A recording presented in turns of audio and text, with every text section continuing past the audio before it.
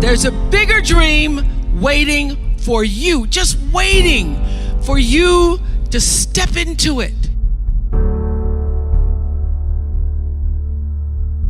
Everything you try to do is already done. So when I figured that out, what I'm putting out is what's coming back. Let me get real clear about what it is I'm putting out. Real clear. So I read a book about 1989 called Seed of the Soul. And in that book, Gary Zukav talked about the laws of karma, of the laws of cause and effect, the third law of motion. And in that book, he talked about how your intention is always one with the law. Meaning, before you even think about a thing, you have an intention for the thing. And that the intention is going to determine the outcome. That's why the same people can go to the same church service and somebody walk down the aisle just to be seen to put some money in the church, and somebody else who just goes and just has a little bit to offer. The intention with which you give, the intention with which you serve determines the outcome. So when I figured that out, I went, whoa. I changed everything I did on my show. I called in the producers and I said, from this day forward, I will no longer be speaking to the KKK. I will no longer be speaking to people who are fighting each other in a way that it is damaging to the character of myself and other people who watch. From this day forward, I am only going to do intentional television. So it is my intention to fulfill the dream of the Creator. It is my intention to live to the highest calling and be pressed to the mark of the highest calling that I have come to do. And when you can ask the Creator, ask that which made you you, what is your dream for me? I guarantee you, instead of you trying to define the dream, what is your dream for me? If you're able to lean into the dream that the universe and all the forces of light and love and power and grace by all the names that we call God has for you, nobody can touch you. Every single day, I would have a pre-show meeting and have the producers come in and state to me, what is your intention?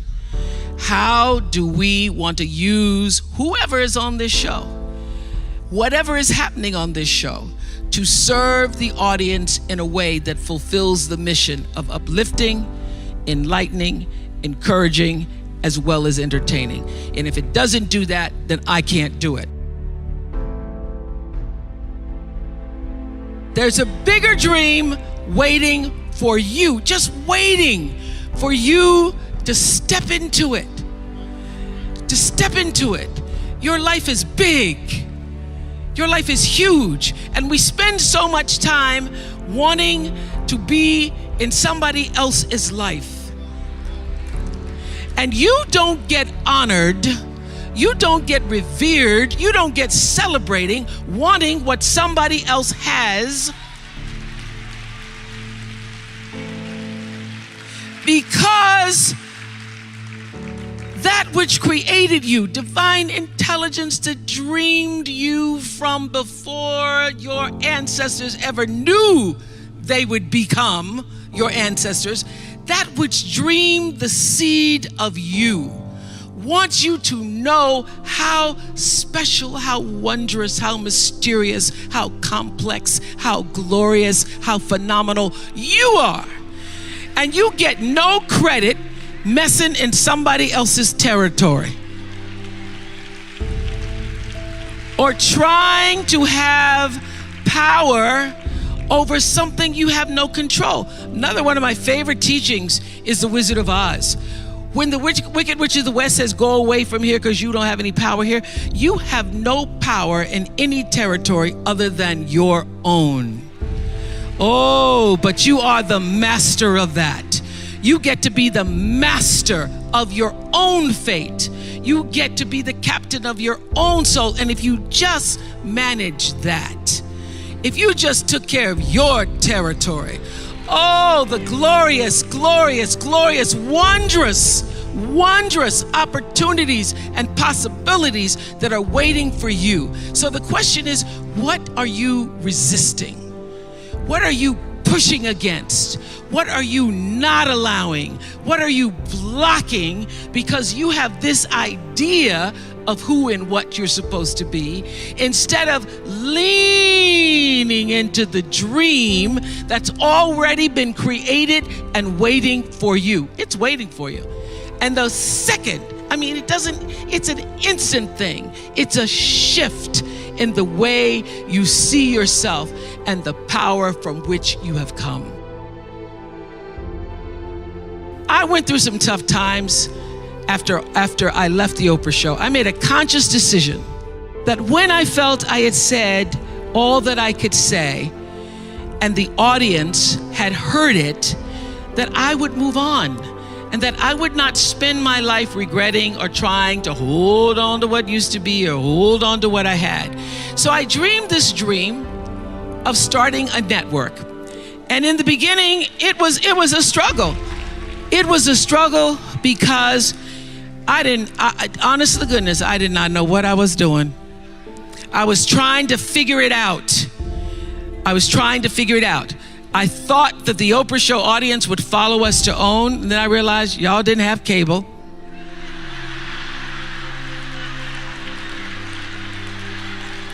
And if you had cable, you did not have the OWN package. So it took me a minute.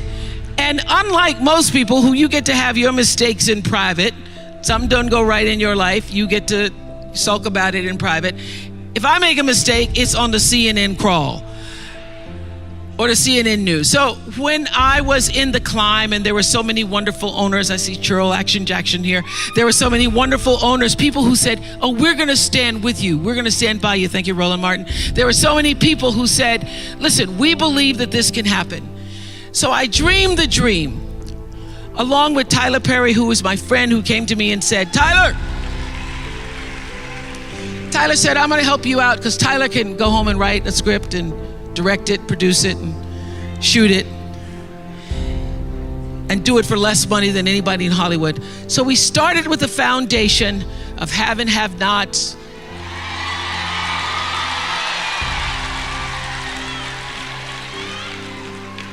If loving you is wrong, love thy neighbor, Mama Hattie. And then I started to dream another dream about scripted television, because in the beginning I was told you couldn't do it. You couldn't do it, didn't have enough money to do it. And I dreamed the dream. I read Proverbs 11:28 that says, those who trust in their riches will fall, but the righteous will rise and thrive like a green leaf.